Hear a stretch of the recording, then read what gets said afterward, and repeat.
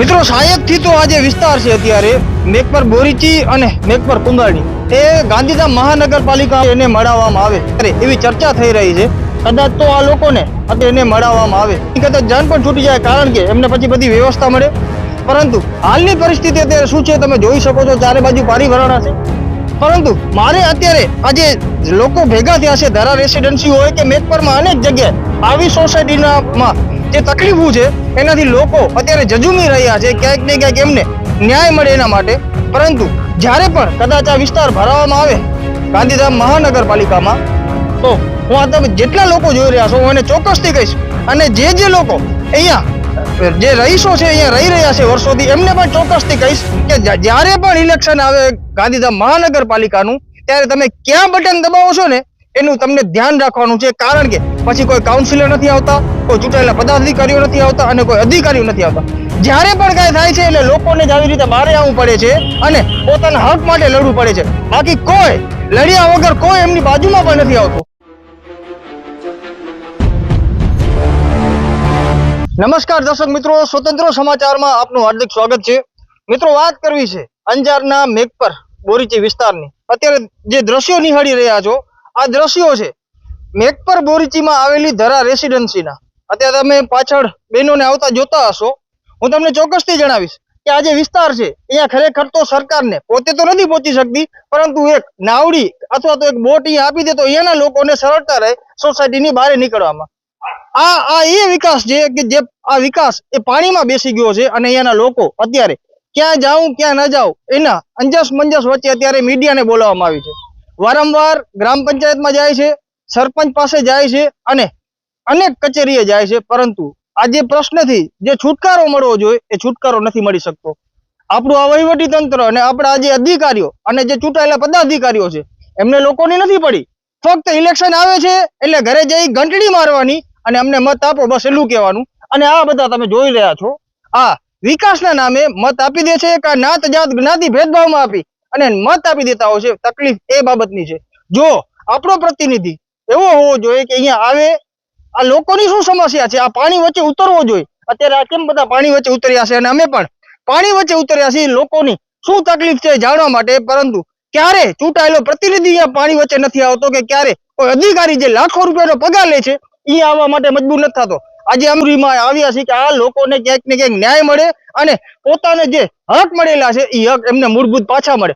હવે અહીંયાના જે સ્થાનિક લોકો છે કેટલા ટાઈમથી આ સમસ્યા છે અને કેટલા લોકો આ સમસ્યાને જોવા આવ્યા છે અને આ સમસ્યાથી એમને બહાર કાઢવાનો પ્રયાસ કરવામાં આવ્યો છે એ જાણશું. શું નામ છે આપનું, કયો વિસ્તાર છે? આ ધરા રેસિડેન્સી છે. મારું નામ છે અમૃતભાઈ પરિહાર. હું અહીંયા પોતે ધરામાં રહું છું વર્ષોથી. ને આ પાણી, વરસાદનું પાણી તો ઠીક છે, બીજું આમાં ગટરનું પણ પાણી આવે છે. આ પાણી જવા માટે કોઈ નિકાલ નથી. અમે બધી જગ્યા દોડીને થાકી ગયા છે. અત્યારે બીજું કોઈ ધ્યાન નથી આપતા.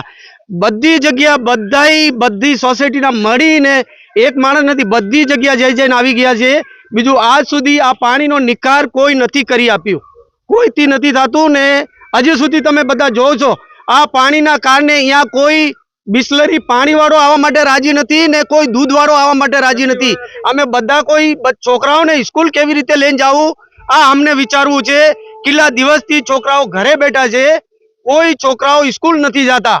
આ પાણીના કારણે બધા શાક સબ્જી લેવા માટે બાઈ લોકો પણ કોઈ બહાર નથી નીકળતા ઘરથી, કેમ કે ઘરથી બહાર જવા માટે અત્યારે કોઈ રસ્તો જ નથી અમારી પાસે.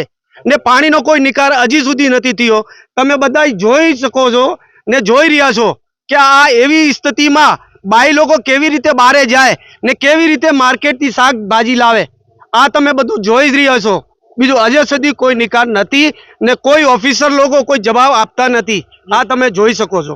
જી મિત્રો, મને વાત જાણવા મળી અહીંયા આવ્યો ત્યારે કે ઓછામાં ઓછા 15 થી 20 દિવસ ત્યાં બાજુમાં એક શાળા આવેલી છે. એ શાળા આ તકલીફના કારણે શાળા પણ બંધ રાખવામાં આવી છે. અને આપણું વહીવટી તંત્ર એમ કહેતું હોય કે શિક્ષા એ જ કલ્યાણ, પરંતુ આમાં કઈ રીતે શિક્ષા એ જ कल्याण થશે? क्या नाम है आपका? राम स्वरूप जी, कितने साल से इधर रहते हो? मेरे को 2 साल हुआ है। वैसे मेरा मकान 10 साल से बना हुआ है।